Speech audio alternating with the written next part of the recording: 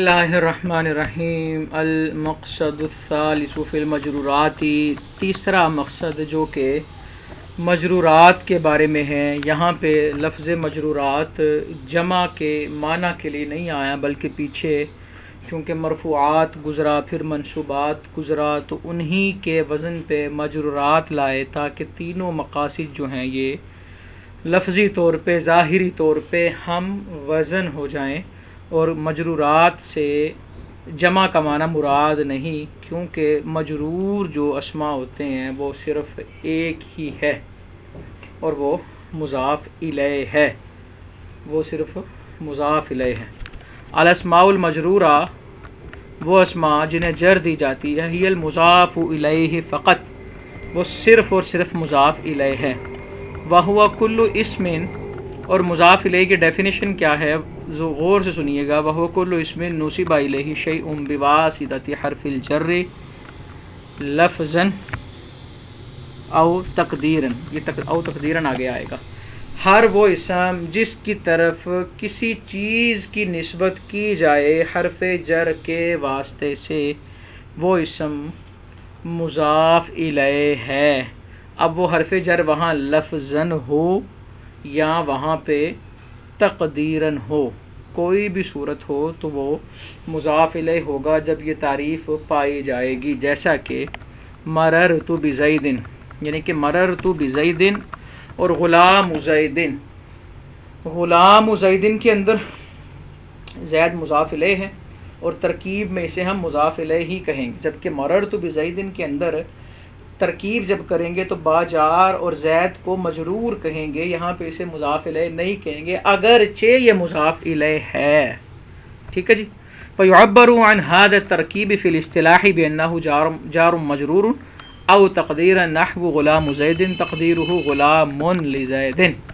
غلام زید اصل میں کیا تھا؟ غلام لزید، ویعبر عنہ فی الاصطلاح بأنه مضاف ومضاف الیہ۔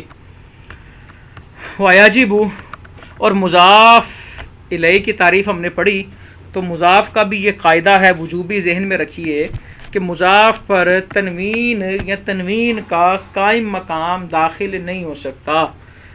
ٹھیک ہے، اگر کسی اسم پہ تنوین ہے اور جب اس اسم کو مضاف کر دیں گے تو تنوین گر جائے گی۔ تنوین کا قائم مقام کیا ہے؟ تثنیہ کا نون اور جمع کا نون، یہ تنوین کا قائم مقام ہے، تو یہ بھی اضافت کے وقت گر جاتا ہے۔ وہو نون التثنیۃ والجمع، جاءنی غلام زید وغلاما زید، اصل میں غلامانی زید تھا تو تثنیہ کا نون گر گیا، اور مسلمون تھا تو اضافت کی وجہ سے مسلم و مصرع، جمع کا جو نون ہے وہ بھی گر گیا۔ والم، ایک فائدہ اور دے رہے ہیں کہ ان الاضافت اعلیٰ قسمین، کہ اضافت کی دو قسمیں ہوتی ہیں، اضافت معنویہ اور اضافت لفظیہ۔ اضافت کی دو قسمیں ہیں، اضافت معنویہ اور اضافت لفظیہ۔ یہاں پہ میں ایک وضاحت کروں پھر آگے بات لے کے چلتا ہوں۔ جب بھی یہ بات آئے صیغہ صفت، تو صیغہ صفت سے مراد اس میں فاعل، اس میں مفعول یا صفت مشبہ ہوگا، اور جب یہ کہا جائے اضافت کا معمول تو اس سے مراد اس کا فاعل ہے۔ اب دیکھیے گا، اضافت کی دو قسمیں، اضافت معنویہ اور اضافت لفظیہ۔ اما المعنویہ، اضافت معنویہ یہ ہے یکون المضاف، کہ جو مضاف ہے وہ صفت کا صیغہ نہ ہو، مضاف غیر صفت مضافت الی معمولہ، کہ جو مضاف ہے وہ صفت کا صیغہ نہ ہو لیکن وہ اپنے معمول کی طرف مضاف ہو، لیکن وہ اپنے معمول کی طرف مضاف، یعنی کہ مضاف صفت کا صیغہ نہ ہو، یعنی کہ وہ اس میں فاعل مفعول یا مشبہ وغیرہ کا وزن نہیں ہے، لیکن وہ اپنے معمول یعنی کہ اپنے فاعل کی طرف مضاف ہے، تو یہ اضافت معنویہ ہے۔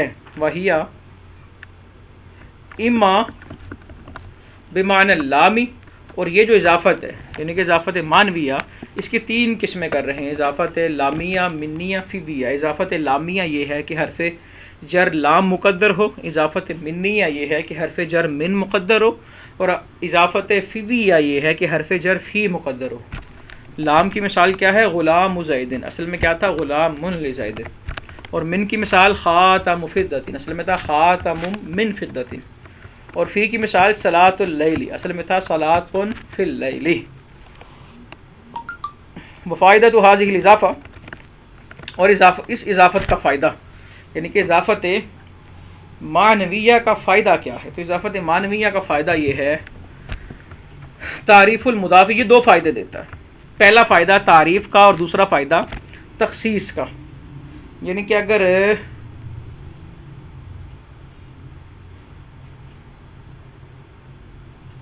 مضاف، پہلا فائدہ یہ ہے تعریف المضافی، مضاف کو معرفہ بناتا ہے، اضافت معنویہ مضاف کو معرفہ بنائے گی، نضیف الی معرفۃ، اگر اس کی اضافت معرفہ کی طرف کر دی جائے، کما مرہ، جیسا کہ مثال گزر چکی ہے، اور وہ مثال کیا تھی؟ غلام زید کی۔ اور دوسرا فائدہ ہے تخصیص، یہ مضاف کو خاص کر دیتی ہے، ان نضیف الی نکرہ، اگر اس کی اضافت نکرہ کی طرف کی جائے، جیسے کہ کا غلامی رجلین۔ وما لفظیہ، اضافت کی دو قسمیں کی تھیں، اضافت معنویہ اور اضافت لفظیہ۔ اضافت معنویہ کی تعریف بھی پڑھی، اس کی قسمیں بھی پڑھی، اس کا فائدہ بھی پڑھا۔ اب اضافت لفظیہ ہے، تو اضافت لفظیہ کا معنی یا اس کی تعریف یہ ہے، یکون المضاف صفتاً، کہ جو مضاف ہے وہ صیغہ صفت ہو، مضافت معمولی ہے، اور اپنے معمول کی طرف مضاف، یعنی کہ مضاف جو ہے وہ صفت کا صیغہ ہو اور اپنے معمول کی طرف مضاف ہو، اپنے معمول کی طرف مضاف ہو۔ مثال اس کی کیا ہے؟ دارب زیدن، اب دارب صیغہ صفت ہے کیونکہ اس میں فاعل کا صیغہ ہے، اور زید اس کا معمول ہے، یعنی کہ وہ اس کا فاعل بن رہا ہے۔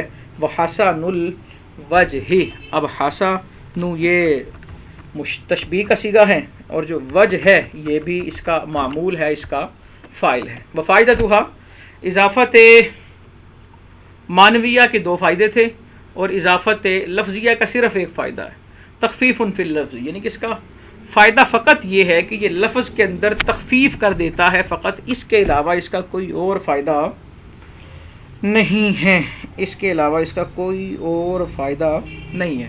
اچھا جی، ایک بحث مکمل، وعالم سے ایک اور بحث ہے، ایک اور فائدہ بتا رہے ہیں کہ یہ بھی بات جانو کہ یہ اب چونکہ مضاف کی بات ہوئی نا، اضافت کی بات ہوئی، اب یہ بتا رہے ہیں کچھ ایسی اضافتیں جن کے کچھ قواعد و ضوابط مرتب کیے گئے ہیں، اور انہی قواعد و ضوابط کو فالو کرتے ہوئے وہاں پہ اضافت کی جاتی ہے۔ وہ کہتے ہیں جب آپ کسی اسم صحیح یا جاری مجرے صحیح اور جاری مجرے صحیح کیا ہے، اس کو بالتفصیل ہم پڑھ چکے ہیں، جب کسی اسم صحیح یا جاری مجرے صحیح کی اضافت یا متکلم کی طرف کی جائے، ٹھیک ہے، یا کرے تو ادفت الاسم، تو کسرت آخرہ ہوں، تو آخر کو کسرہ دو، یعنی کہ اسم کے آخر کو کسرہ دو، اور وَأَسْكَنْتَ الْيَاءَ، اور جو مضاف الیہ یا ہے اسے ساکن کر دو، او فتحتہا، یا پھر اسے فتح دے دو، جیسا کہ لفظ ہے غلام، اسم ہے، صحیح ہے، غلام اس میں صحیح ہے، اب اس کی اضافت کی ہے ہم نے یا متکلم کی طرف، تو اسم کا آخر تھا میم، اسے کسرہ دے دیا، اور یا متکلم کو ساکن کرنا بھی درست ہے یا فتح دینا بھی، یعنی کہ غلامی پڑھنا بھی جائز ہے اور غلامیہ پڑھنا بھی جائز ہے۔ اسی طرح دلوی اور دلویہ، ربیی اور ربیہ۔ وَإِنْ كَانَ آخر الاسم الفاً، اور اگر کسی اسم کا آخر الف ہے تو اسے تثبت ثابت رکھا جائے گا، جیسے کہ عصایا و رحایا، لیکن امام حذیل جو ہیں وہ کہتے ہیں نہیں جی ثابت نہیں رکھیں گے، بلکہ کہ عصیہ و رحیہ پڑھیں گے۔ اور اگر اسم کے آخر میں یا ما قبل مکسور ہو، اسم کے آخر میں یا ام مکسور ما قبلہا، یا ما قبل مکسور ہو، تو دغیمت الیاء فی الیاء، اس اسم کی یا کا متکلم کی یا میں ادغام کر دیا جائے گا، اور دوسری یا کو فتح دیں گے، لئلا یلتقی الساکنان، تاکہ اجتماع ساکنین لازم نہ آئے۔ جب لفظ قاضی کی اضافت یا متکلم کی طرف کریں گے تو قاضیہ کہیں گے، کیونکہ یا ما قبل مکسور ہے تو متکلم کی یا لگی تو قاضی بن گیا، تو دوسری یا کو فتح دیا اور یا کا یا میں ادغام کیا۔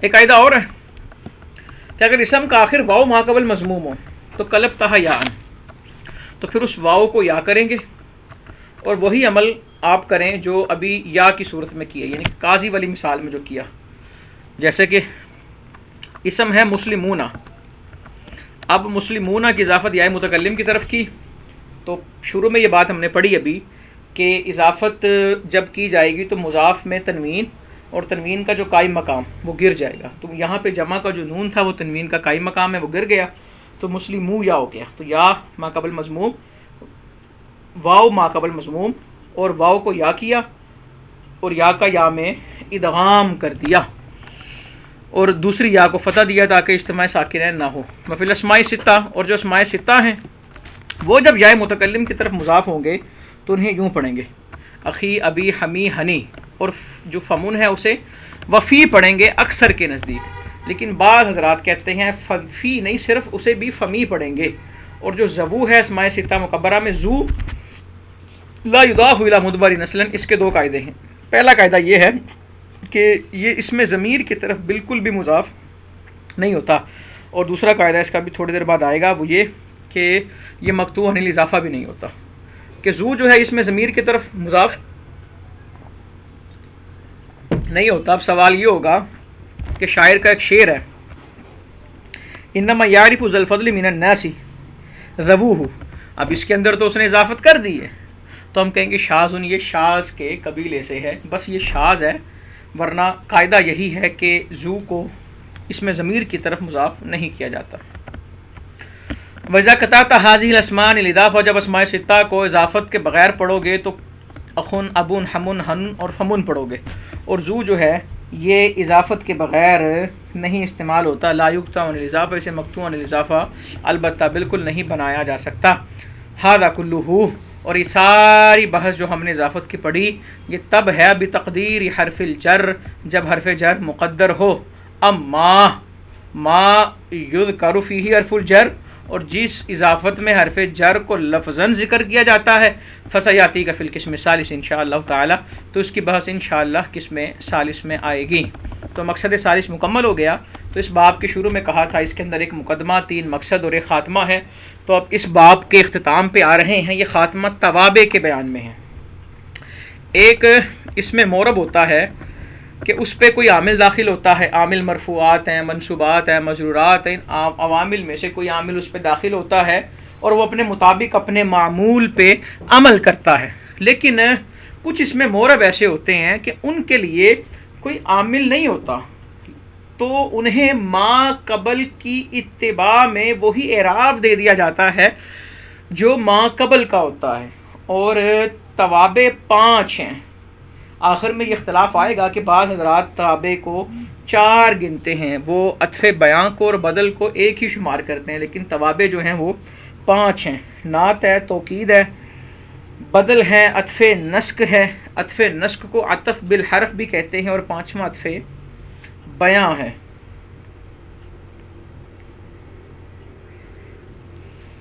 اچھا جی, جان لو کہ جو اسماء گزرے اسماء موربہ یہ وہ ہیں کہ ان کا اعراب اس لیے ہے کہ ان پہ کوئی عوامل داخل ہو رہا ہے مرفوعات, منصوبات اور مجرورات میں سے, لیکن کبھی اسم کا اعراب ما قبل کی اتباع میں ہوتا ہے اور اسے تابع کہتے ہیں کیونکہ وہ ما قبل کے تابع ہوتا ہے اعراب میں. وہوا, اور تابع کی تعریف یہ ہے کل ثانن, یہاں پہ ثانن معنی متأخر ان کے ہے کہ ہر بعد میں آنے والا اس میں مورب جسے سابقہ اعراب دے دیا جائے من جہت واحدۃ, کسی بھی وجہ کی بنا پر, تو اسے تابع کہتے ہیں. والتوابع خمسۃ اقسام, اور توابع کی 5 قسمیں ہیں. النعت, یا اگر بدل بنائیں تو النعت پڑھ لیں بہر کیف. النعت والعطف بالحروف والتاکید والبدل وعطف البیان, یہ 5 قسمیں ہیں. اب ایک ایک فصل میں ان تمام کو الگ الگ بیان کریں گے. فصل ہے النعت, نعت تابع یدل علی معنی فی مطبوعہ, نعت ایسا تابع ہے جو اپنے مطبوع اس معنی پر دلالت کرے جو اس کے مطبوع میں پایا جاتا ہے. ٹھیک ہے, جیسے جاءنی رجل عالم, رجل مطبوع ہے, عالم تابع ہے. اب جو علم ہے یہ مطبوع میں پایا جا رہا ہے, آدمی میں پایا جا رہا ہے, تو اس لیے عالم کو ہم نعت بنا رہے ہیں.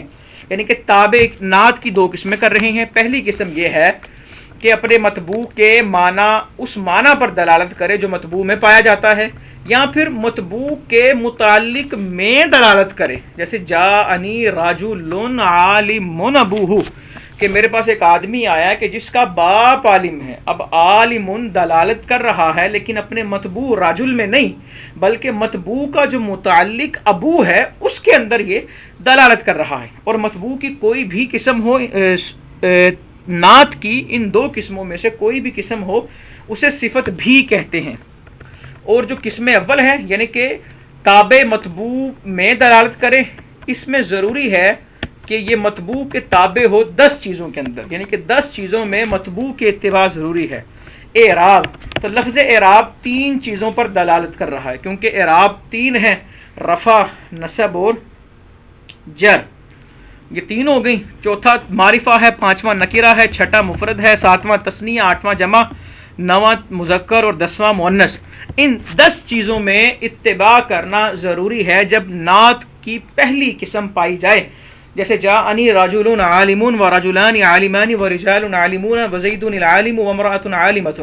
اور قسم ثانی کہ اس میں متبوع کی اتباع ضروری ہے صرف 5 چیزوں میں، پہلی 5 چیزوں میں، یعنی کہ اعراب، تعریف اور تنکیر.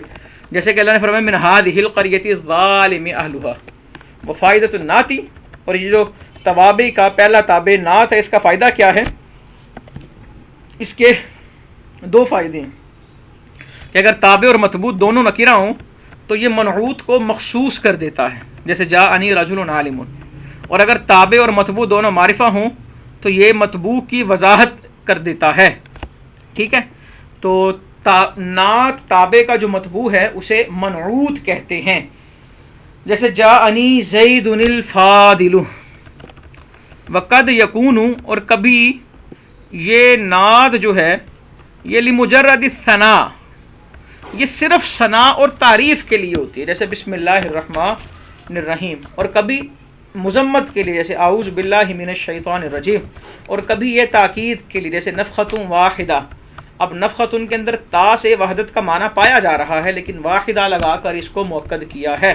والم سے ایک فائدہ ہے، فائدہ یہ ہے کہ نکرہ توصف بالجملۃ الخبریہ، کہ نکرہ یہ موصوف بنتا ہے جملہ خبریہ کا. جیسے مررت برجل ابوہ عالم، یعنی کہ جب کسی جملے سے پہلے نکرہ واقعہ ہو تو وہ نکرہ موصوف اور سارا جملہ مل کر اس کی صفت بنتا ہے. دوسری مثال قام ابوہ، اور جو اس میں ضمیر ہے لا یوصف ولا یوصف بہ، یہ نہ تو موصوف بنتا ہے اور نہ ہی صفت بنتا ہے. فصل، یہ فصل ہے عطف بالحروف کے بارے میں، اسے عطف نسق بھی کہتے ہیں. تابع، یہ ایسا تابع ہے ینسب الیہ ما نسب الی متبوعہ، کہ اس کی طرف وہی چیز منسوب ہوگی جو اس کے متبوع کی طرف منسوب ہے.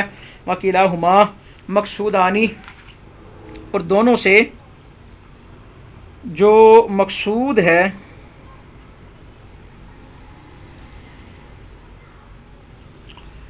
بتلک النسبہ، وکلاہما مقصودانی، اور دونوں مقصود ہوں گے بتلک النسبہ، اس نسبت سے.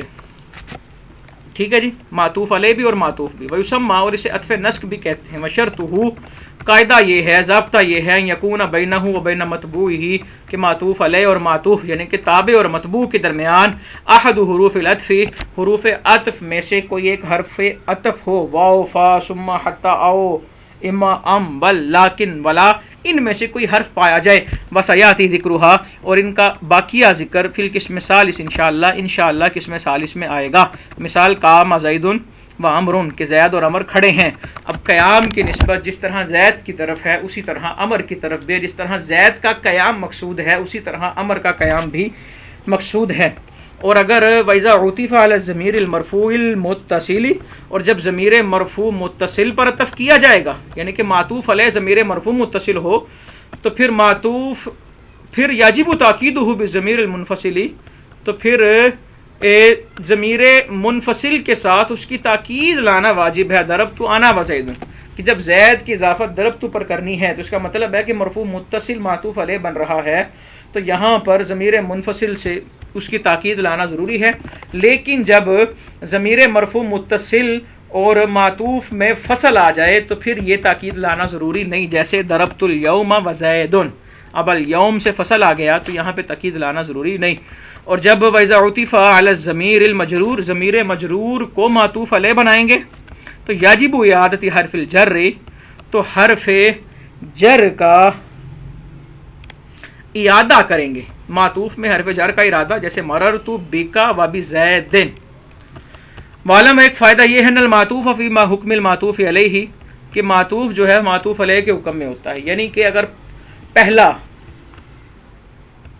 کسی چیز کی صفت ہے یا خبر ہے یا صلہ ہے یا حال ہے تو دوسرا بھی اسی طرح ہوگا. اور ضابطہ یہ ہے حیث یجوز و یقام المعطوف مقام المعطوف علیہ جاز العطف کہ جہاں معطوف کو معطوف علیہ کے مقام میں رکھنا جائز ہے وہاں عطف بھی جائز ہے، اور جہاں یہ جائز نہیں وہاں عطف بھی جائز نہیں. اور آگے ایک اور بات وہ یہ کہ والعطف علی معمول عاملین، دو مختلف عاملوں کے معمولوں پر عطف کرنا جائز ہے، لیکن کب؟ ان کان المعطوف علیہ مجرورن، شرط یہ ہے کہ معطوف علیہ مجرور ہو اور مقدم ہو. اور اسی طرح معطوف بھی اس کے علاوہ دو مختلف عاملوں کے معمولوں کے درمیان عطف جائز نہیں ہوگا.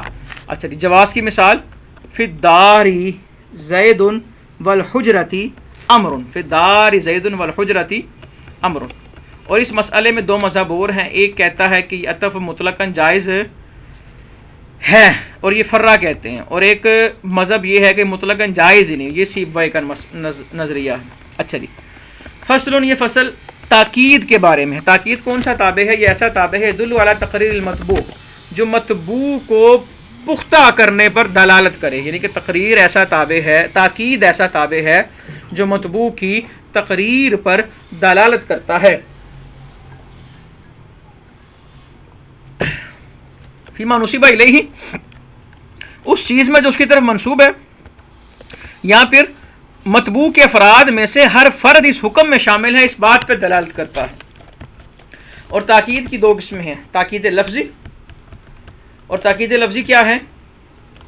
دو قسمیں، لفظی اور معنوی. تاکید لفظی یہ ہے کہ الفاظ کا تکرار کیا جائے، جیسے جاءنی زید زید وجاء جاء زید. اور تاکید معنوی یہ مخصوص الفاظ کے ساتھ ہوتی ہے، یعنی کہ تاکید لفظی یہ ہے کہ جس لفظ کی تاکید لانی ہے اس لفظ کو دوبارہ ذکر کر دیا جائے. اور تاکید معنوی مخصوص الفاظ کے ساتھ تاکید ہے. اور مخصوص الفاظ کون سے ہیں؟ پہلے دو لفظ ان میں سے النفس والعین، یہ واحد تثنیہ اور جمع کے لیے الفاظ استعمال ہوں گے مختلف صیغوں کے ساتھ، ٹھیک ہے جی، اور مختلف ضمائر کے ساتھ، مذکر کے لیے مذکر کی ضمیر اور مؤنث کے لیے مؤنث کی ضمیر، جیسے جاءنی زید نفسہ وزیدانی انفسہما او نفساہما وزیدون انفسہم وکذالک عینہ واعینہما او عیناہما واعینہم وجاءتنی ہند نفسها وجاءتنی الہندانی انفسها وجاء او نفساہما وجاءتنی الہندات انفسہن کلا وکلتا. اچھا، تیسرا اور چوتھا جو تاکید معنوی کے تیسرے نمبر پہ اور چوتھے نمبر پہ جو لفظ ہے وہ کلا اور کلتا ہے. اور یہ دونوں لفظ صرف اور صرف تثنیہ کے ساتھ خاص ہیں، یہ کسی اور کے ساتھ یہ لفظ استعمال نہیں ہوتے، جیسے قام الرجلان کلاہما وقامت المرأتان کلتاہما.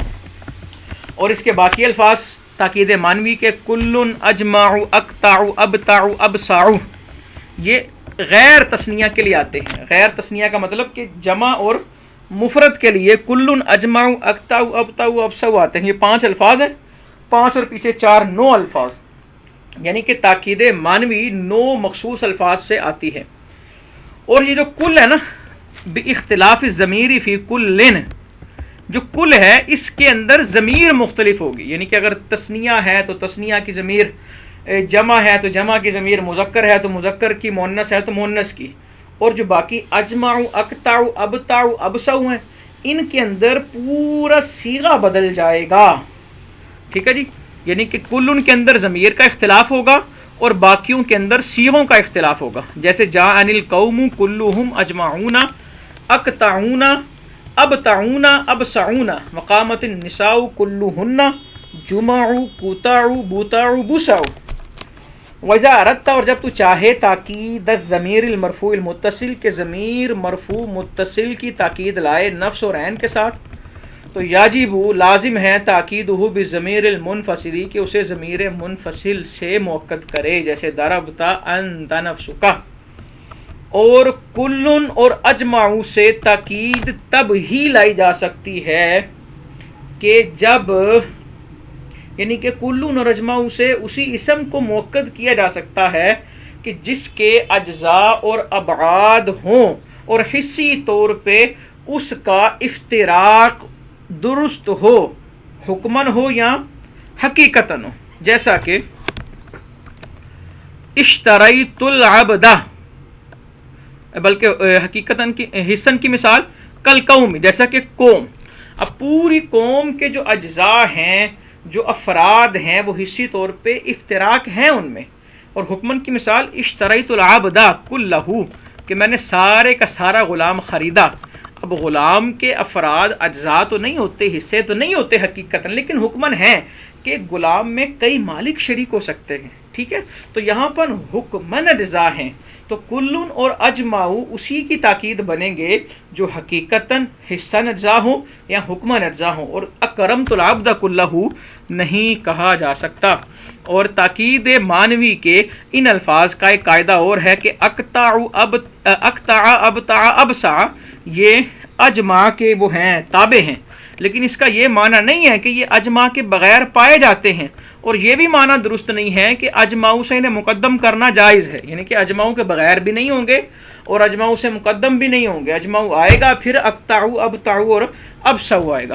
اچھا جی، یہ فصل بدل کے بارے میں ہے. بدل یہ بھی تابع ہے، اور تعریف اس کی یہ ہے، یہ ایسا تابع ہے ینسب الیہ، کہ ما نسب الی متبوعہ، کہ اس کی طرف منسوب کیا جائے گا وہ جو اس کے متبوع کی طرف منسوب ہے. اور مقصود بالنسبت یہ تابع ہوگا، متبوع نہیں ہوگا. یہاں جو مقصود بالنسبت ہے وہ تابع ہے، یعنی کہ یہاں پہ جو نسبت سے مقصود ہے وہ مبدل منہ، جو اس کا متبوع ہے وہ نہیں بلکہ بدل ہے.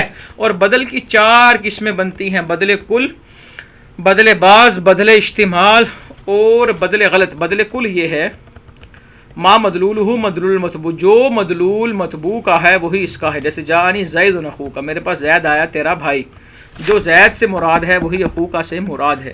اور بدل بعض سے مراد یہ ہے کہ یہ اپنے متبوع کے مدلول کا جز ہو. جیسے ضربت زیدن راسہ، کہ میں نے زید کے سر کو مارا. اب زید مدلول ہے، اس کا مدلول ذات زید ہے، جس کے اندر سر بھی ہیں، ہاتھ بھی ہیں، قدم بھی ہیں، جسم بھی ہے، دڑ بھی ہے، تو اس کا ایک جز ہے اس کا راس، سر. اور بدل استعمال یہ ہے کہ یہ متبوع کے مدلول کے متعلق ہو، جیسا کہ سلیبا زید ثوبہ، زید سے اس کے کپڑے چھین لیے گئے. ٹھیک ہے، اب جو زید کے کپڑے ہیں یہ زید کا مدلول نہیں ہے، بلکہ جو زید کا مدلول ایک فرد ہے اس کے متعلق ہے. اور بدل غلط یہ ہے جو کسی غلطی کے بعد ذکر کیا جائے، یا متبوع غلط تھا، مدلول مبدل منہ غلط تھا. جیسے کسی نے کہا، کہنا اس نے یہ تھا کہ میرے پاس جعفر آیا، لیکن اس نے کہا جاءنی زید، پھر فوراً اس نے کہا جعفر، تو یہاں پہ یہ بدل غلط ہے. ورأیت رجلا حمارا والبدل، اور قاعدہ یہ ہے کہ بدل ان کان نکرۃ من معرفۃ یجب نعتہ، کہ مبدل منہ اگر معرفہ ہو، والبدل ان کان نکرۃ من معرفہ، اس کا معنی یہ ہے کہ مبدل منہ معرفہ ہو اور بدل نکرہ ہو، تو پھر بدل کو موصوف بنانا لازمی ہے، آگے اس کی صفت لازمی ذکر کی جائے گی. جیسے کہ اللہ نے فرمایا بن ناسیہ، اب یہ ناسیہ معرفہ مبدل منہ ہے، اور آگے ناسیۃ کاذبہ، ناسیہ کو موصوف بنایا ہے، کاذبہ اس کی صفت ہے. ولا یجب ذلک فی عکسہ ولا فی المتجانسین، اس کے عکس میں اور اس کے متجانسین میں ایسا جائز نہیں. عکس کا مطلب یہ ہے کہ مبدل منہ نکرہ ہو اور بدل معرفہ ہو، اور متجانسین کا مطلب یہ ہے کہ دونوں معرفہ ہوں یا دونوں نکرہ ہوں. فصل ہے عطف البیان، یہ عطف بیان کے بارے میں ہے. یہ آخری تابع ہے، عطف بیان یہ تابع ہے اور یہ غیر صفت ہے، یہ صفت نہیں ہوتا، لیکن یوضح متبوعہ، اپنے متبوع کی وضاحت کرتا ہے.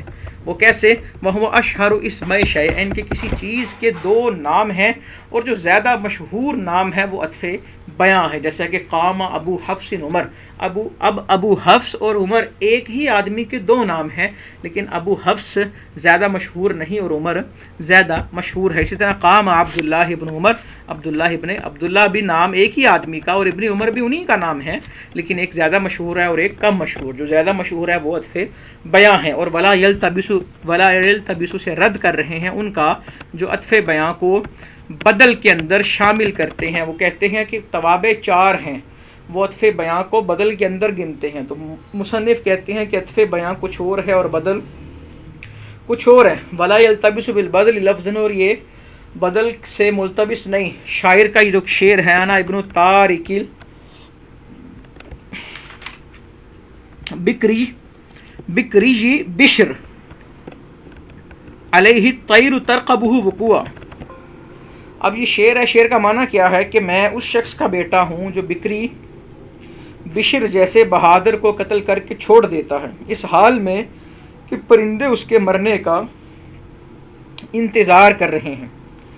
اب اس شعر میں لفظ بشر کو البکری سے عطف بیاں بنانا جائز ہے، جبکہ اسے بدل بنانا جائز نہیں. اگر یہ دونوں ایک ہی چیز کے دو نام ہوتے تو بشر کو بدل بنانا بھی درست ہوتا. تو یہ شعر ہمارے موقف کی تائید کر رہا ہے کہ عطف بیاں کچھ اور ہے اور بدل کچھ اور ہے. یہ ایک چیز کے دو نام نہیں بلکہ دو چیزوں کے دو نام ہیں. امید ہے کہ آج کا سبق بھی سمجھ آ گیا ہوگا، اور یہاں پر ہمارا جو باب اول ہے وہ الحمدللہ مکمل ہو چکا ہے. اگلے سبق سے پھر ملاقات ہوگی انشاءاللہ.